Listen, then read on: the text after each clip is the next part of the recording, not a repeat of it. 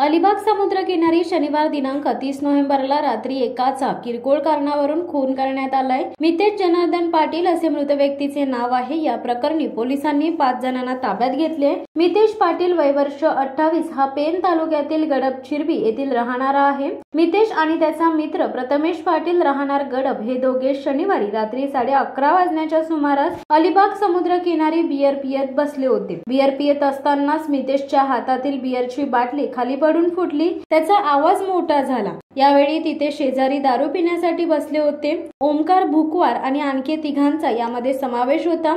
बाटली फुटून आवाज झाल्याचा या 5 जणांना याचा राग आला होता। त्यांनी या दोघांना शिवीगाळ आणि मारहाण करण्यास सुरुवात केली। यांच्या तावडीतून सुटण्यासाठी मितेश आणि त्याचा मित्र प्रथमेश यांनी तिथून पळून जाण्याचा प्रयत्न केला। त्याचवेळी 5 जणांपैकी एकाने मितेश याच्या पोटावर आणि खांद्यावर धारदार शस्त्राने वार केले।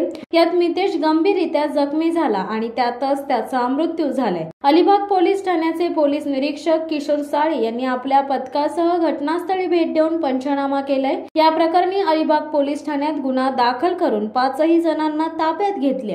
आम्ही गडबच्या रहिवासी आहोत।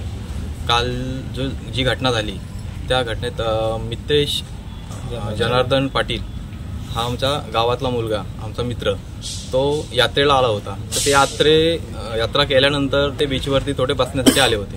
तर तिथे काही जे पिणारे, ड्रग्ज घेणारे किंवा दारू पिणारे जे होते त्यांनी त्यांच्यावरती अचानक हल्ला करून त्यांना मारण्याचा प्रयत्न केला आणि त्या झटापटीमध्ये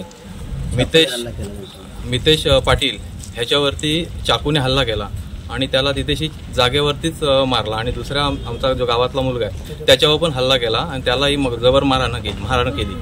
तर त्याच्यावर या जे 4 गुन्हेगार 5 गुन्हेगार आहेत त्यांच्यावरती कठोर कारवाई व्हावी हे आमच्या गडब गावाची मागणी आहे। शिवसत्ता टाइम्ससाठी अमोल कुमार जैन, अलिबाग।